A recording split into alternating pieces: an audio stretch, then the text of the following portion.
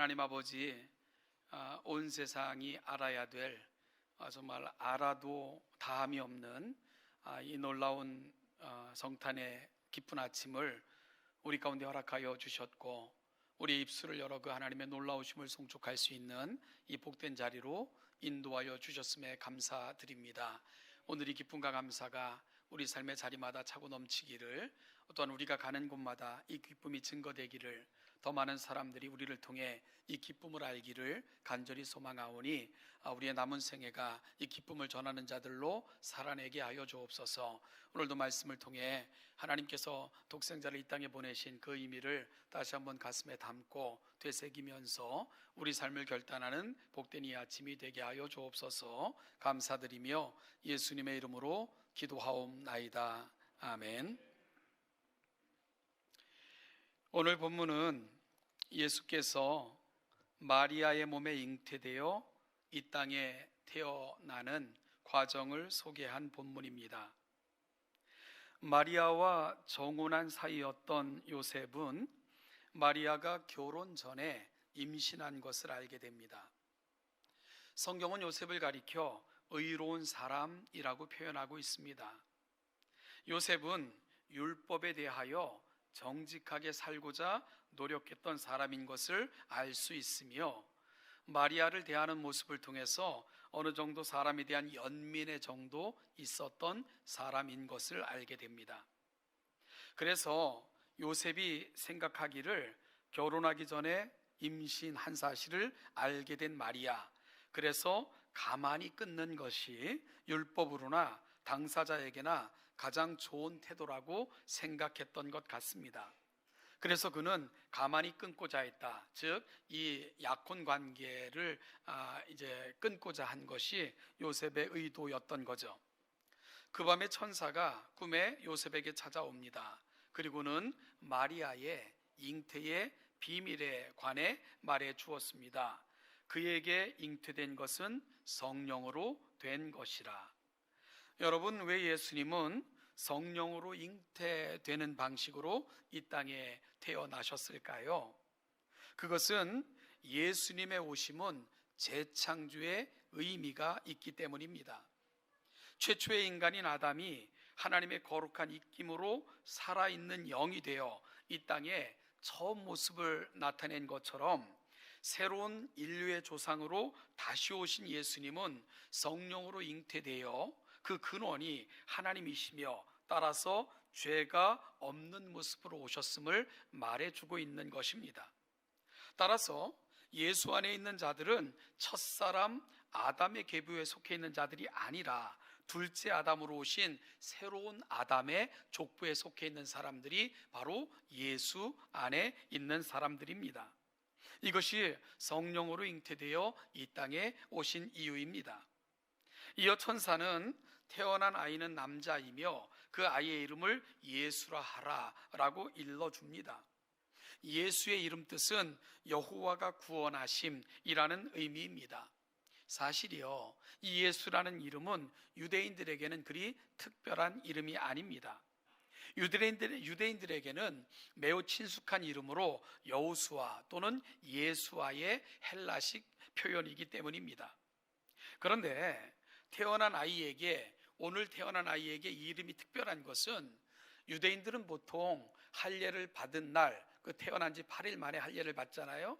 할례를 받은 날 그 아이에게 이름을 불러주면서 이 아이가 언약의 자녀임을 확인해 주는 방식으로 아이에게 이름을 부여합니다. 그런데 오늘 태어난 아이는 태어나기도 전에 하나님으로부터 이 이름을 받았기에 이 이름이 특별한 것입니다. 특히 아들을 낳으리니 이름을 예수라 하라 해서 하라라는 동사는 부르라라는 뜻으로, 하나님께서 이름을 지어주시고는 이렇게 부르라라고 명령하신 것이지요. 하나님께서 아이의 이름을 명령하신 것은 이 아이가 감당해야 될 특별한 사명과 연관이 있습니다. 성경에서는요, 하나님께서 사람들의 이름을 친히 지어 불러주신 경우가 종종 있습니다. 대부분 하나님께서 친히 어떤 인생에게 이름을 지어주신 것은 그 사람을 통해 나타내시고자 하시는 하나님의 뜻과 매우 밀접하게 연관되어져 있을 경우입니다. 따라서 오늘 태어날 아이에게 하나님께서 친히 예수라 이름을 지어준 것은 이 아이의 사역과 특별한 관련이 있다 하는 것을 쉽게 짐작할 수 있게 됩니다. 여러분, 그 특별한 사명이 뭡니까? 천사는 이 아이의 이름을 이렇게 부르라는 명령을 이는 그가 자기 백성을 그들의 죄에서 구원할 자심이니라 라고 설명합니다. 즉, 이 땅에 잉태되어 예수라 이름을 갖고 오실 그분은 이 백성들을 죄에서 구원할 그 사명을 안고 이 땅에 오시는 분이다 하는 것을 천사는 태어날 아이에게 이름을 지어 부르라 라고 말하며 그렇게 이름을 지어 부르는 이유까지 설명하고 있는 것입니다. 이는 그가 자기 백성을 그들의 죄에서 구원할 자심이니라. 이것이 바로 예수의 이름이 갖고 있는 의미입니다. 그래서 우리는 이 땅에 오신 예수를 이렇게 부릅니다. 예수 그리스도라고요. 예수 그리스도. 여러분, 예수 그리스도, 그 말이 갖고 있는 의미가 뭡니까? 말씀드린 것처럼 예수는 이 땅에 오신 하나님의 이름입니다. 하나님이 친히 그렇게 부르라고 지명하신 이름이 이 땅에 오신 하나님의 이름 예수입니다. 그러면 그리스도, 무슨 뜻이죠? 그리스도는 히브리어로 메시아라는 뜻입니다. 기름 부음을 받은 자, 즉 하나님께로부터 보내심을 받은 자라는 의미이지요. 그러면 우리가 이 땅에 오신 그분을 예수 그리스도라고 부르면 어떤 의미입니까? 예수님이 나의 구원자이십니다. 예수님은 그리스도이십니다. 예수님은 메시아이십니다. 예수님은 곧 나의 구원자이십니다. 바로 그 말이 예수 그리스도라고 함축하여 부르는 그 이름 속에 들어있는 개념입니다. 따라서 우리가 예수 그리스도라고 부르면 그분이 누구이며 나에겐 어떤 분이다 하는 것을 동시에 고백하는 거죠. 그분은 하나님으로부터 이 땅에 보내신 메시아이시며 곧 나의 구원자이십니다 하는 것을 함께 고백하는 말, 그것이 바로 예수 그리스도라는 말이 갖고 있는 의미입니다. 여러분, 마치 이재성 목사, 그러면 이재성은 이름이고 목사는 직책이잖아요. 이재성이라는 사람이 감당하는 직책이지요. 바로 예수 그리스도는 그러한 의미를 담고 있는 고백이 되는 것입니다. 여러분, 바로 이 예수는 나의 메시아, 나의 구원자가 되시기 위해 이 땅에 오신 것입니다. 그래서 우리의 입을 통해 예수 그리스도라는 고백을 하나님은 받아내신 것입니다. 사랑하는 여러분, 하나님께서는 이 땅에 친히 육신을 입고 오실 때부터 그 목적은 우리의 구원이셨습니다. 그래서 구원자의 자격을 하나하나 갖추신 것입니다. 성령으로 잉태되심으로 죄와 상관없이 하나님으로부터 직접 지으심을 받으셨습니다. 죄 없는 자만이 죄 있는 자의 죄를 대신할 수 있기 때문입니다. 그리고 그 아버지로부터 직접 이름을 받으심으로 이 땅에 오신 목적을 위해 그렇게 한결같이 사셨습니다. 그리고 십자가 위에서 우리가 치루어야 될 죄의 대가를 그분이 지불하시고, 그리고 우리가 죄의 결과로 가야 될 지옥까지 그분이 친히 내려가심으로 이 모든 것들로부터 우리를 제하여 주셨습니다. 그분이 십자가에 지심으로 우리의 죄가 사하여졌고요, 우리는 죄의 결과를 더 이상 감당하지 않아도 될 영광스러운 자리로 옮겨 놓으신 것입니다. 그래서 이 땅에 오신 예수 그리스도를 우리는 이렇게 부르는 거예요. 예수님은 나의 구원자이십니다. 예수님은 나의 그리스도이십니다. 그래서 우리는 이 모든 고백을 담아 예수 그리스도라고 부르게 된 것입니다. 이 위대한 부르심 앞에 깊이 감사하며 우리의 남은 생애를 이 구원받음에 합당한 자로 살기로 다짐하는 이 복된 아침, 성탄의 아침이 되시기를 주님의 이름으로 축원합니다. 이제 마태는 이 사건을 기록하면서 다음과 같은 신학적 진술을 덧붙이고 있습니다. 이 모든 일이 된 것은 선지자로 하신 말씀을 이루려 하심이라. 이르시되 보라, 처녀가 잉태하여 아들을 낳을 것이요 그의 이름은 임마누엘이라 하리라 하셨다. 마태는 예수께서 이 땅에 오신 사건은 이미 이사야 선지자의 입을 통해 하신 말씀의 성취임을 기억하고 있습니다. 즉 오래전 하나님께서 하셨던 그 예언이 이제 이루어졌음을 상기시키고 있는 것입니다. 보라, 처녀가 잉태하여 아들을 낳을 것이라는 이사야의 예언은 궁극적으로 이 땅에 오실 메시아를 가리켜 한 예언인 것을 마태는 확인해주고 있는 것이지요. 그리고 그의 이름을 임마누엘이라 라고 부를 것을 언급하면서 그 이름 뜻을 설명합니다. 여러분, 임마누엘 번역하면 그 뜻이 어떻게 됩니까?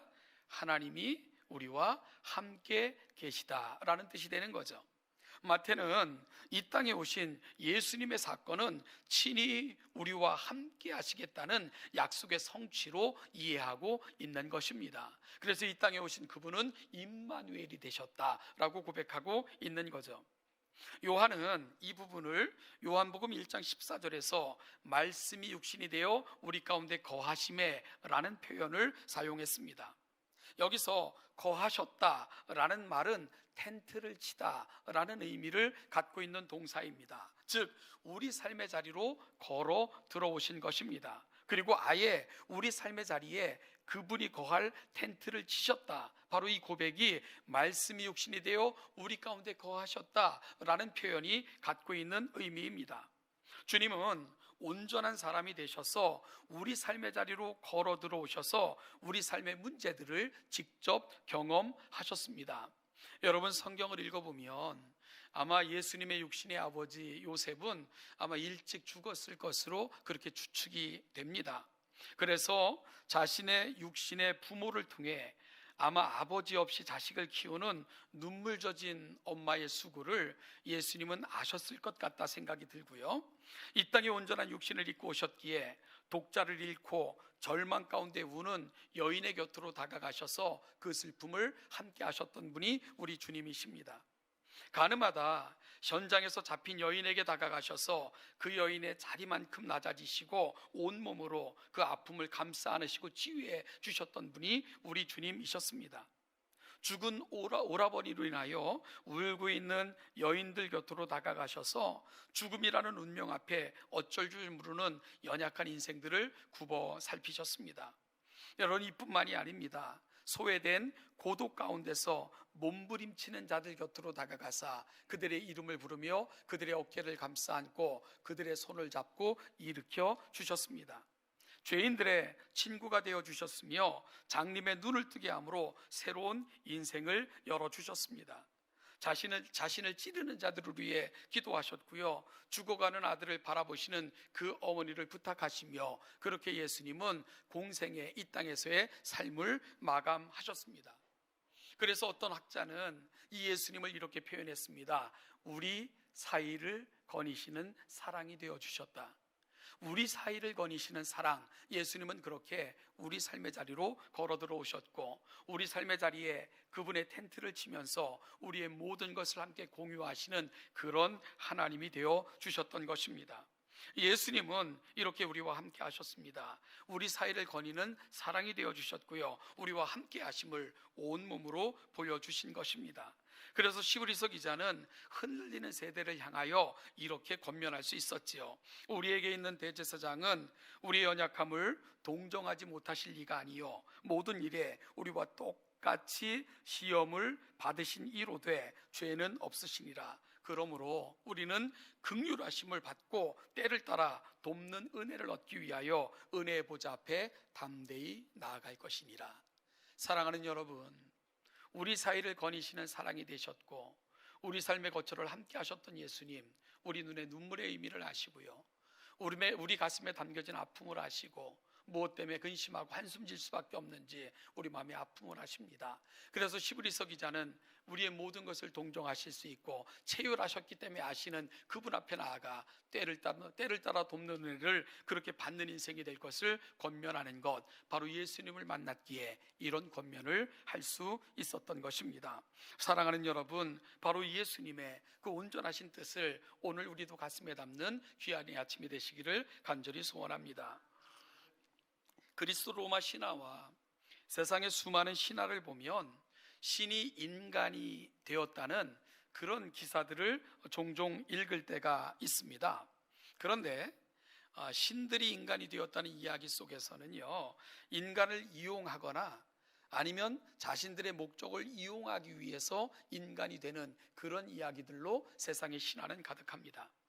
세상 어떤 신화에도 신이 인간이 되어 신의 자격을 스스로 포기했다거나 인간을 위해 고통을 받으며 심지어 인간의 죄 때문에 자신이 죽음으로 죄를 사했다, 이런 이야기를 들어본 적은 없습니다.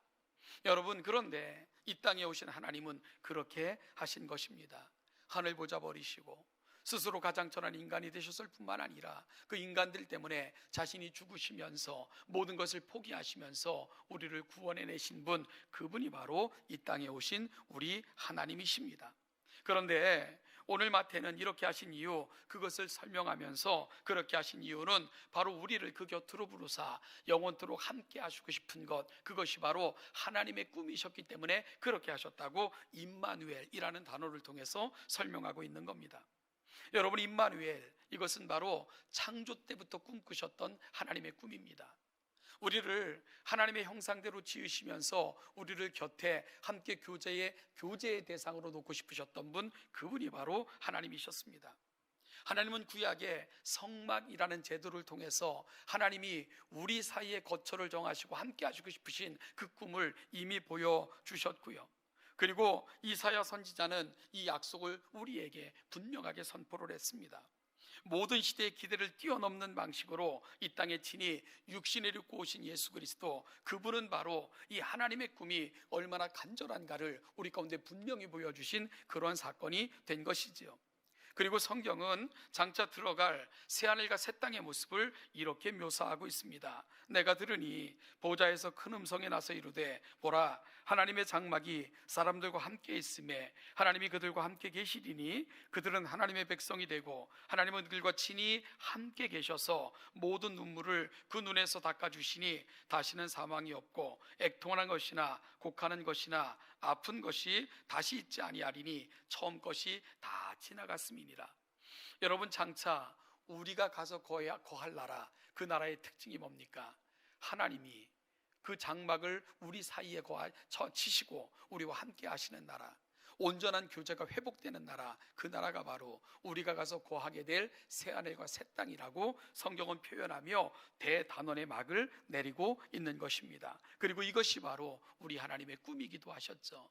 독생자를 이 땅에 보내주셔서 우리를 구속하시고 거룩한 자로 삼아 그 곁으로 이끄시면서까지 우리와 함께 하시고 싶으셨던 꿈, 그것이 바로 성탄이 갖고 있는 가장 중요하고 아름다운 의미라는 것을 다시 한번 확인받는 오늘 이 아침이 되시기를 간절히 소원합니다.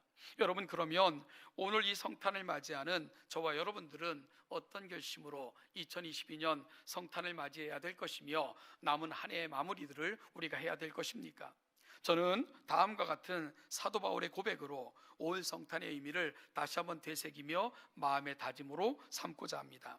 사도 바울은 에베소서 1장부터 3장에 걸쳐 하나님이 우리 가운데 행하신 놀라운 구속의 은혜를 설명을 했습니다. 그리고 이어 에베소서 3장 14절 이하에서는 이 교회를 향해 긴 기도를 하나님 앞에 올리고 있는 부분을 읽게 됩니다. 여러분, 그 기도 중에 이런 부분이 있습니다. 믿음으로 말미암아 그리스도께서 너희 마음에 계시게 하옵시고 라는 부분이 있습니다. 여기서 계시게 하옵시고 라는 이 뜻은 거하다 라는 동사가 사용되고 있습니다. 이 헬라어에는 거하다, 거주하다 라는 의미를 지닌 동사가요 대표적으로 두 개가 있는데, 파로이케오라는 동사와 카토이케오라는 동사입니다. 앞서 말씀드린 파로이케오라는 동사는요, 나그네로서 잠시 머문다, 그런 뜻을 담고 있고요. 카토이케오라는 동사는 주인으로 영구히 거주한다 라는 의미를 담고 있습니다. 그렇다면 사도 바울이 에베소 교회를 향해 기도하면서 믿음으로 말미암아 그리스도께서 너희 마음에 계시게 하옵시고 라고 고백할 때에 어떤 동사를 사용했을까? 바로 카토이케오라는 동사를 사용하고 있습니다. 즉, 예수님이 우리 삶의 손님이 아니시기를, 그저 절기 때나 필요할 때나 잠깐 부르고 있는 스쳐 지나가는 그런 분이 아니시기를 간절히 바라는 것이 오늘 에베소 교회를 향한 사도 바울의 마음인 것을 우리는 다시 한번 읽게 되는 것이지요. 그래서 오늘 이 아침 저와 여러분들에게도 이런 소망이 생겨나는 복된 아침이 될 수 있기를 간절히 소원합니다. 예수 그리스도께서 우리 삶의 주인이 되셔서 우리 가운데 항구히 머물러 주시고 우리와 동행하여 주시고 우리와 늘 동행하시는 우리 삶의 주인이 되어 주시옵소서. 이것이 바로 성탄을 맞이하는 저와 여러분들의 고백이고 소망이어야 되지 않겠습니까? 오늘 우리는 2022년을 마무리하는 마지막 주 예배를 성탄절 기념 예배와 함께 올리고 있습니다. 사랑하는 여러분, 올 한 해 우리는 어떻게 살았습니까? 우리의 인생의 주인은 누구셨습니까? 우리는 무엇과 동행했고 무엇을 붙들며 2022년을 살아왔습니까? 사랑하는 여러분, 오늘 이 아침 우리에게 두 가지 마음의 고백이 다시 한번 새로워지는 시간이 될 수 있기를 바랍니다.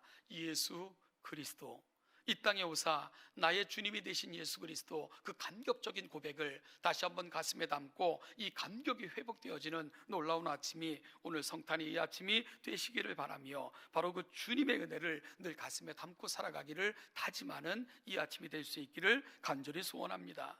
또한 내 인생에서 예수님은 잠깐 스쳐가는 분이 아니고 그저 잠깐 생각나는 분이 아니라 내 안에 항구적으로 거하시고 나와 늘 동행하시고 내 인생의 주인이 되어달라는 그런 고백으로 2022년을 마무리하고 2023년 새로운 한 해를 준비하시는 동천의 모든 성도들 되시기를 주님의 이름으로 축복합니다.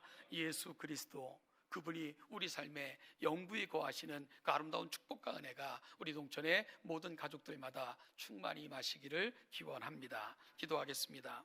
하나님 아버지, 오늘 예수님이 나의 그리스도이시며 나의 주님이심을 다시 한번 확인받게 하시니 감사합니다.